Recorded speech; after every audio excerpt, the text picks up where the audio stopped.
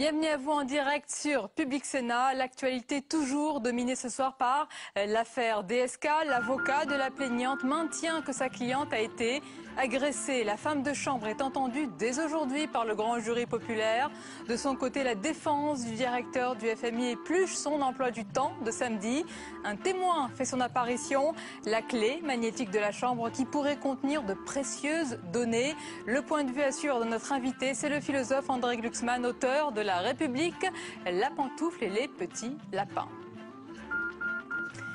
Pas question de faire marche arrière. La décision du gouvernement de supprimer les panneaux signalant les radars sur les routes est maintenue. Le ministre de l'Intérieur est resté inflexible face aux vives critiques des élus de la majorité.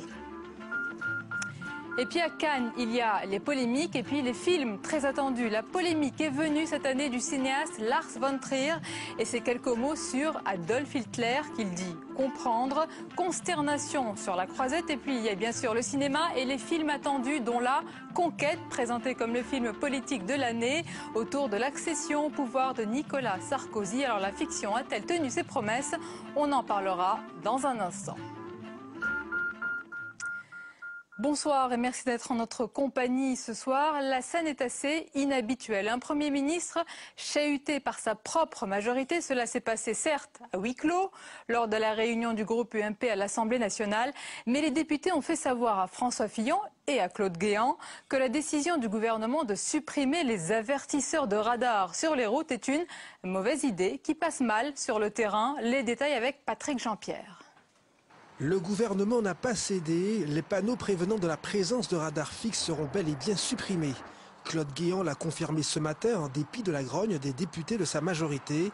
Pour le ministre de l'Intérieur, il s'agit d'abord de sauver des vies et certainement pas d'embêter les gens.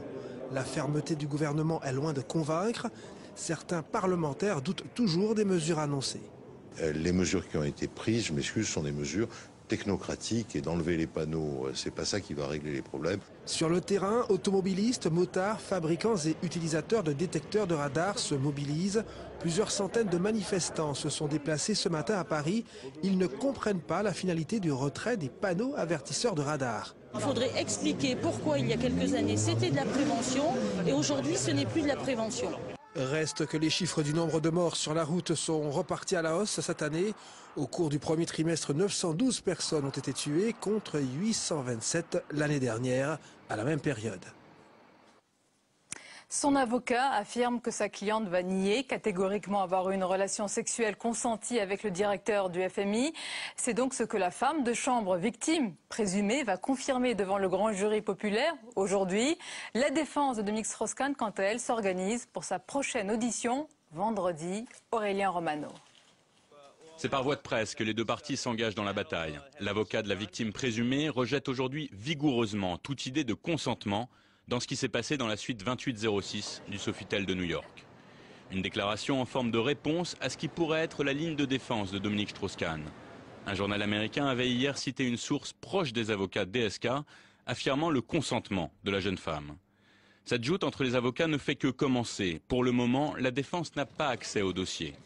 D'ici à vendredi, le sort de DSK est entre les mains d'un grand jury constitué de 16 à 23 membres tirés au sort et qui se réunissent à huis clos.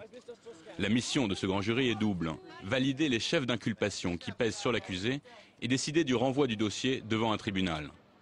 C'est à ce moment que Dominique Strauss-Kahn pourra être officiellement inculpé, un moment clé pour ses avocats. À partir du moment où il est renvoyé, c'est là où ses avocats auront accès au dossier du procureur pour essayer de comprendre quels sont les éléments scientifiques objectifs qui corrobore le témoignage de la plaignante. Deuxième étape vendredi, Dominique Strauss-Kahn devrait se voir signifier son inculpation officielle et la date d'un procès pourra être fixée.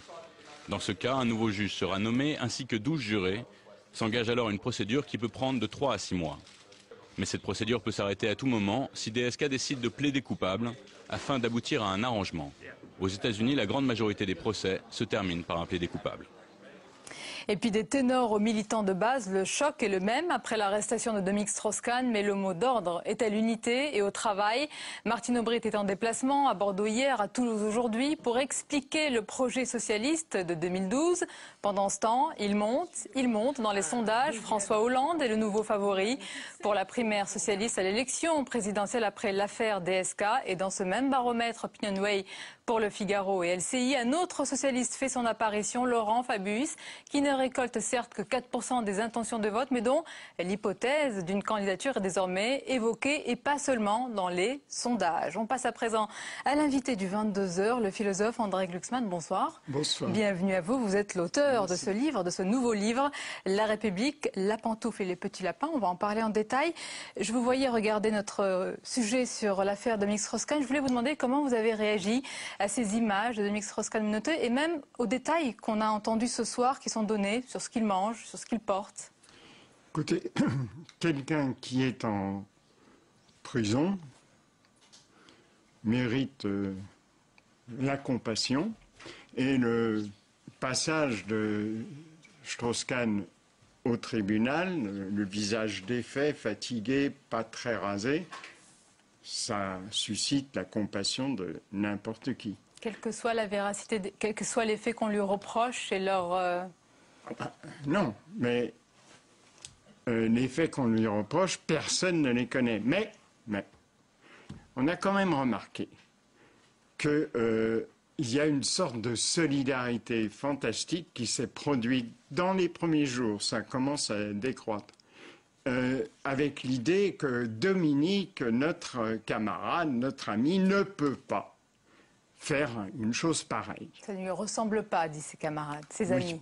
Bon, franchement, il est accusé d'un crime, le viol, et les crimes ne ressemblent pas en général au comportement normal, même des criminels. C'est quand même exceptionnel. Donc là, j'ai été très sensible au fait que, par principe, il était innocent aux yeux de beaucoup de gens. Évidemment, de ses camarades de parti, mais aussi de beaucoup de Français. Or, 57% d'entre eux pensent que c'est un complot.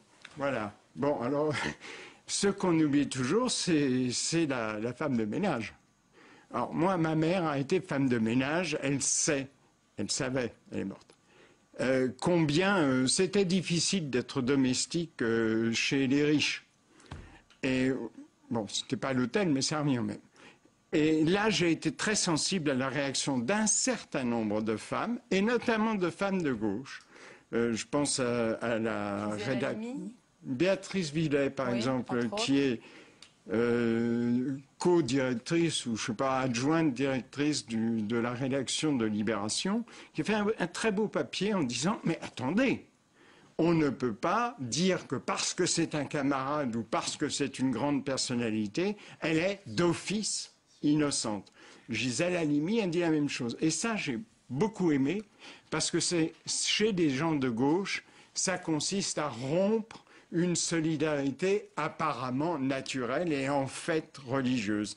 Si vous voulez, mon livre, qui prétend être athée en politique, c'est-à-dire choisir, ne pas considérer que les uns sont les bons et les autres sont mauvais. D'ailleurs, c'est quoi? C'est la liberté, c'est une certaine, voilà, une distance avec les choix politiques. C'est la nécessité pour chacun de réfléchir par lui-même sans considérer que le bien est nécessairement d'un côté, le mal nécessairement de l'autre, que DSK serait un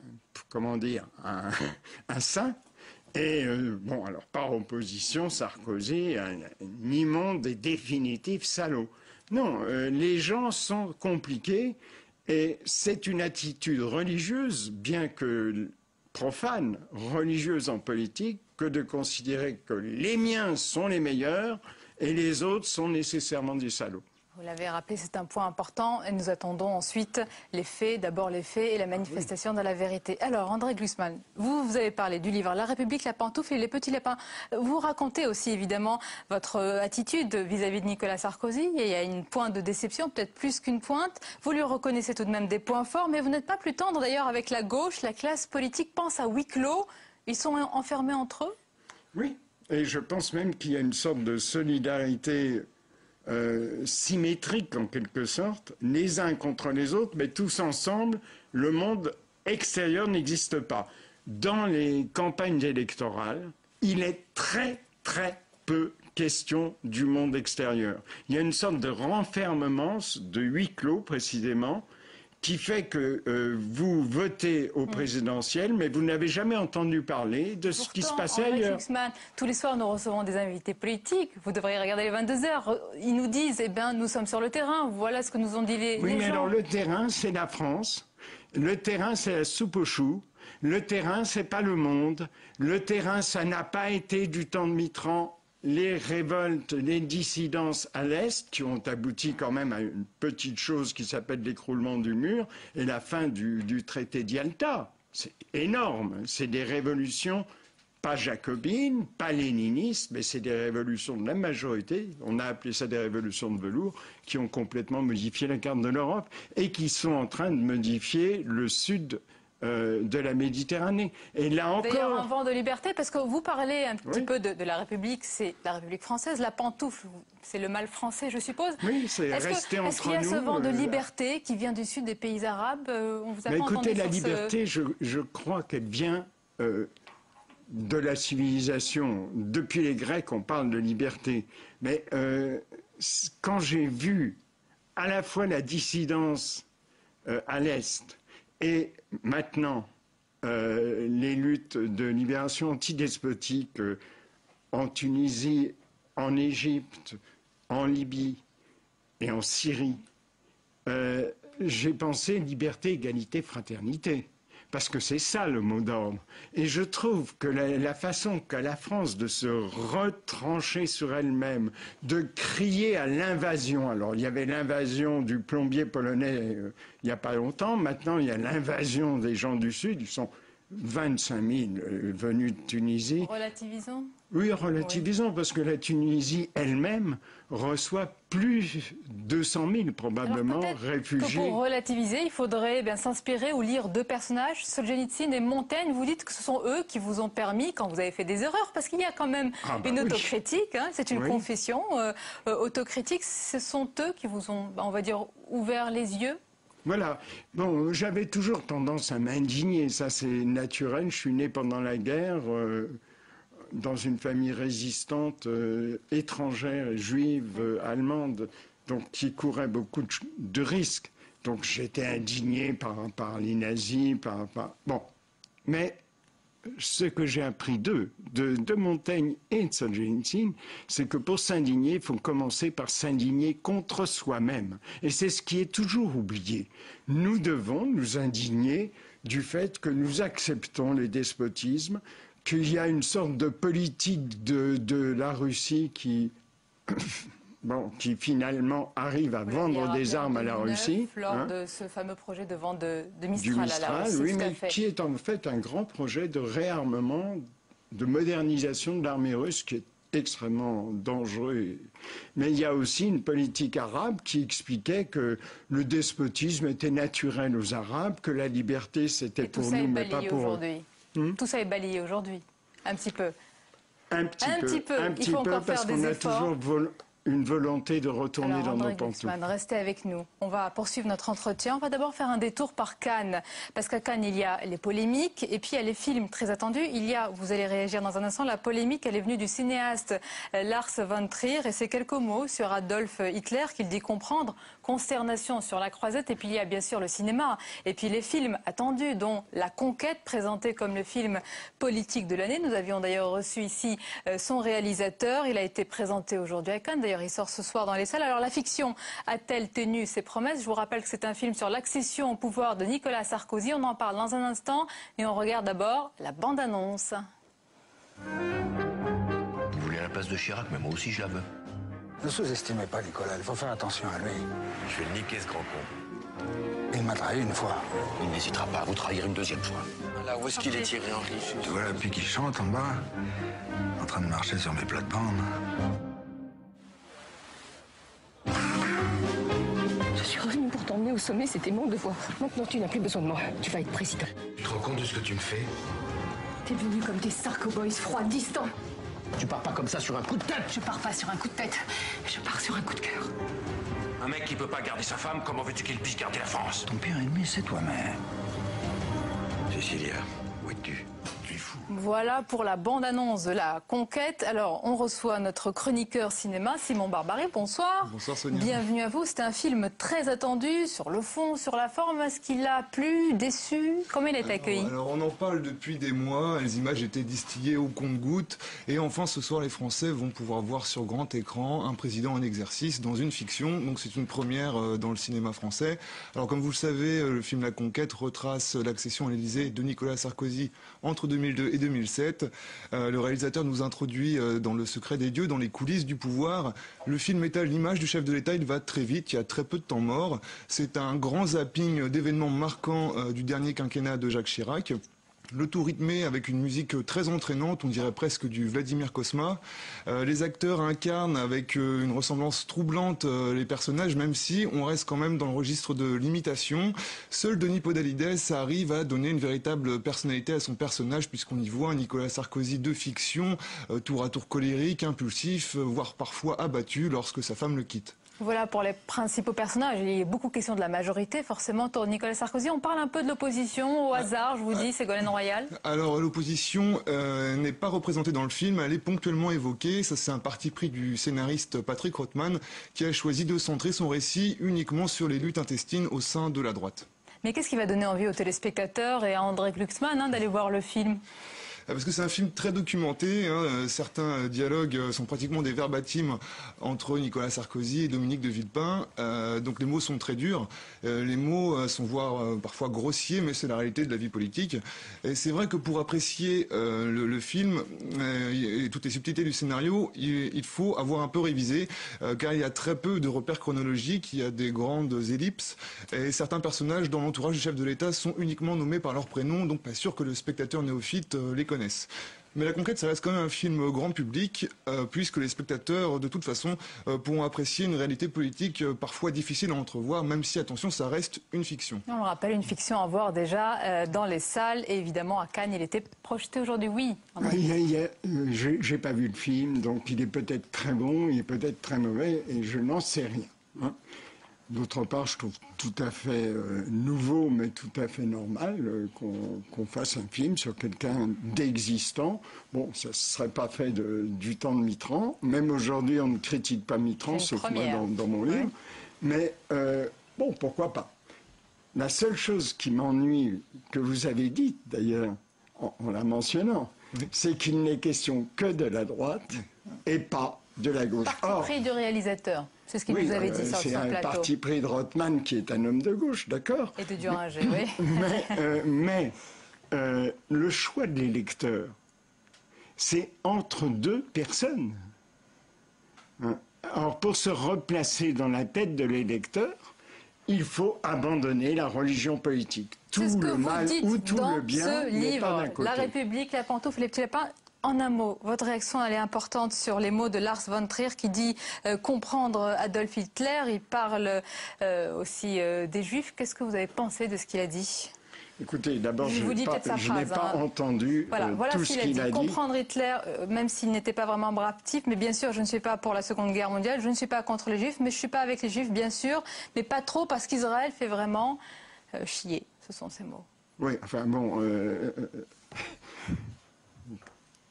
Israël est un État comme un autre, il doit commettre plein d'erreurs, etc. Est-ce qu'il a le droit d'exister? Ça, c'est une autre affaire.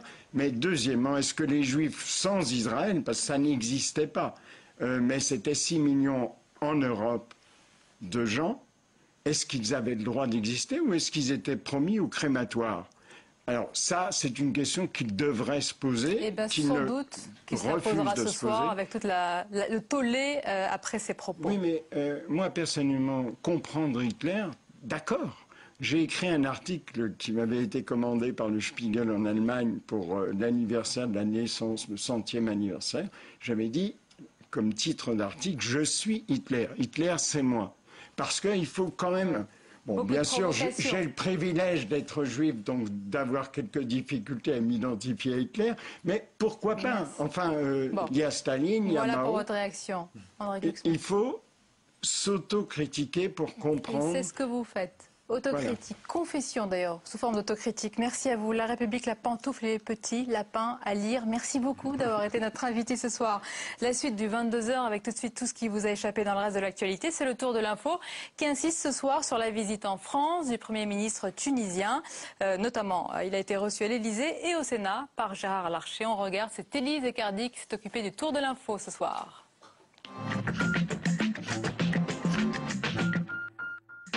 Était-ce une blague de mauvais goût? En tout cas, le réalisateur danois Lars von Trier a créé un léger malaise ce matin à Cannes. Venu présenter son film Mélancolia en compétition pour la Palme d'Or, devant l'Assemblée, il a tenu ce langage. Je comprends Hitler.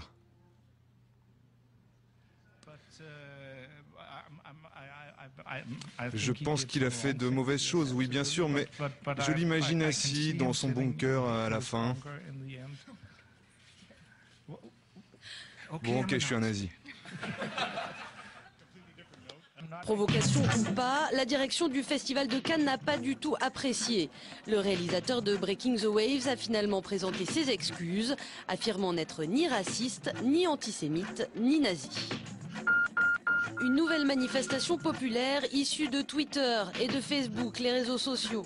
Cette fois en Espagne, pour la deuxième soirée consécutive, plus d'1 millier de manifestants se sont rassemblés à la Puerta del Sol à Madrid pour le droit de s'indigner. Un rassemblement en dépit de l'interdiction des autorités. En février, plus de 44% des Espagnols de moins de 25 ans étaient sans emploi. Une visite pour tenter de normaliser les relations entre la France et la Tunisie, bousculées par les événements dans le pays.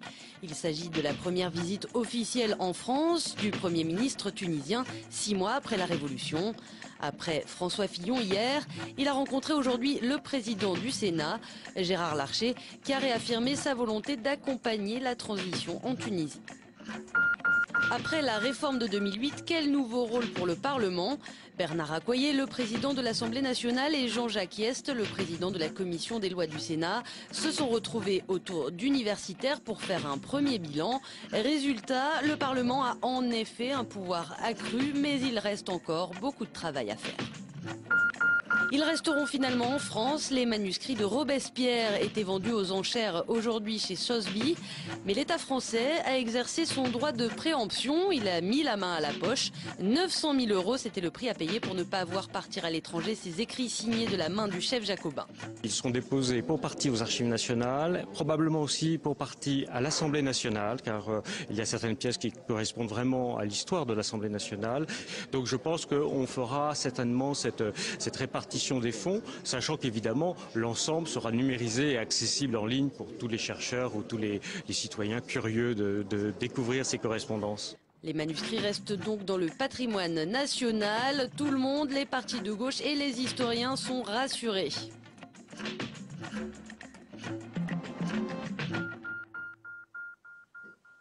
Voilà, c'est l'heure du débat sur Public Sénat. Nous allons parler d'un sujet qui peut concerner tout le monde. Il s'agit des jurés populaires. Par définition, il peut s'agir de chacun d'entre nous. Le Sénat a débuté hier l'examen de cette réforme importante voulue par le président Nicolas Sarkozy. Je vous rappelle que le texte prévoit que 2 citoyens assesseurs tirés au sort pourront, sur les listes électorales, siégeront aux côtés de 3 magistrats en première instance et en appel dans les affaires correctionnelles. Alors, on va en parler avec nos 2 invités. Hervé Maurey, bonsoir. Bonsoir. Bienvenue à vous. Vous êtes sénateur Union centriste de l'Eure.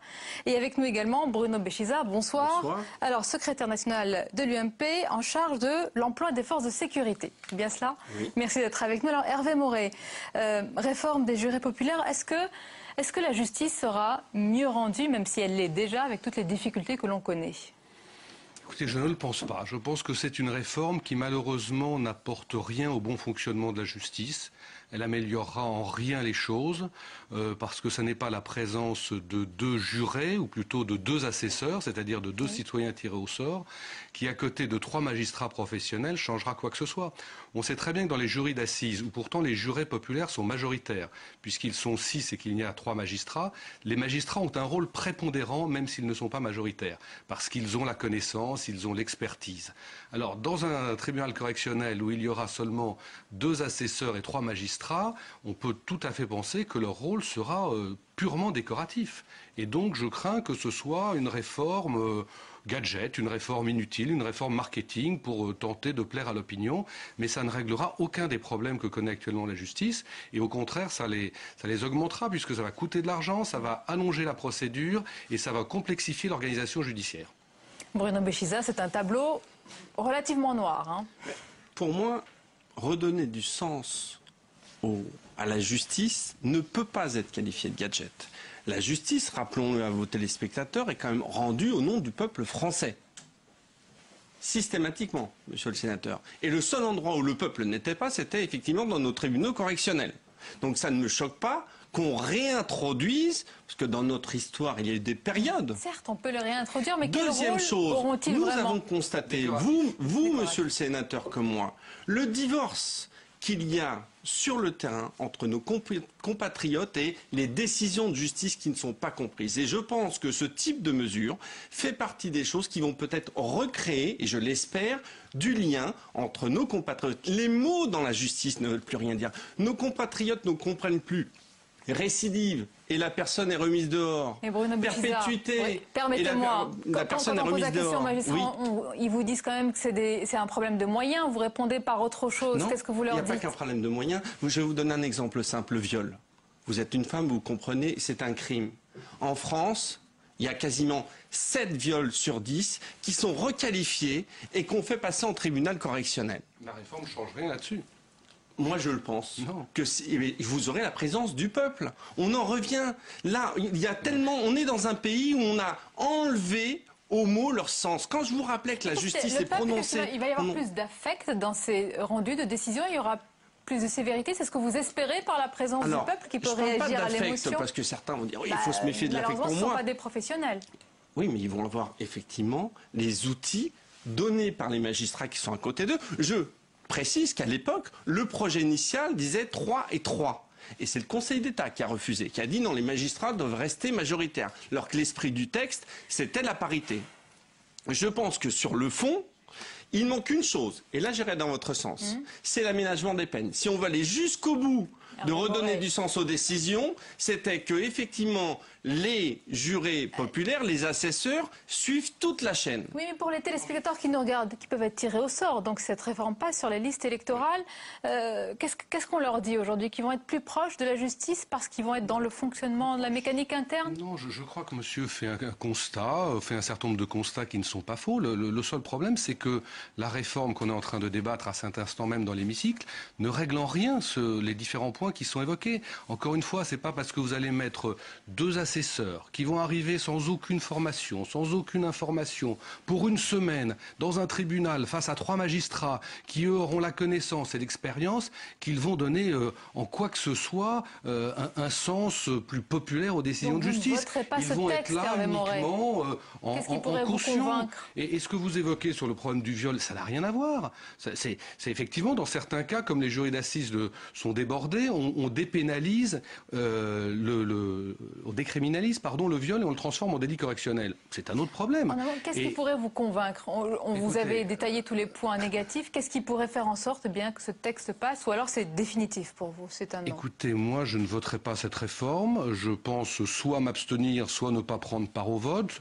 Parce que c'est une réforme inutile, sans intérêt, qui ne règle aucun problème et qui au contraire, comme je l'indiquais, pose des problèmes parce que ça va alourdir la justice, ça va allonger les délais. On sait que la justice est déjà très engorgée et ça va coûter de l'argent. Donc c'est vraiment une réforme gadget, comme on en a eu malheureusement trop souvent au cours des dernières années. Le mot de la fin, simplement, c'était un engagement du candidat Nicolas Sarkozy. Moi, je pense que ça a du sens qu'un président fasse ce sur quoi il s'est engagé.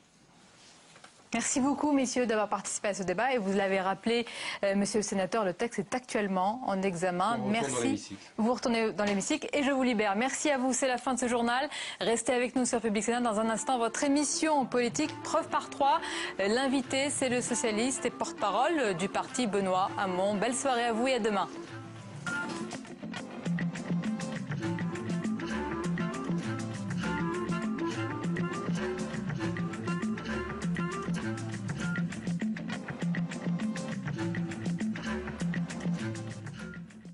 Comment va évoluer le quartier de la Défense? Va-t-on voir fleurir des tours de plus en plus hauts, de plus en plus nombreuses? À quoi va ressembler le Grand Paris? Il faut savoir que les choses bougent en ce moment, que le temps s'accélère sur la capitale. Public Sénat a donc choisi de consacrer une soirée entière au Grand Paris et à ce quartier de la Défense, le plus grand quartier d'affaires d'Europe, le plus convoité aussi.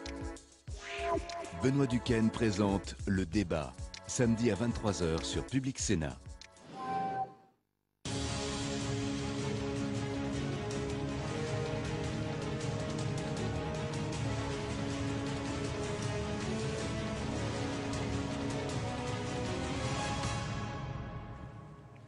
Benoît Hamon, le porte-parole du Parti Socialiste et l'invité de Preuve par 3. Bonsoir. Bonsoir. Merci d'être avec nous en ces temps difficiles pour le Parti Socialiste, et même on peut dire pour tout le pays.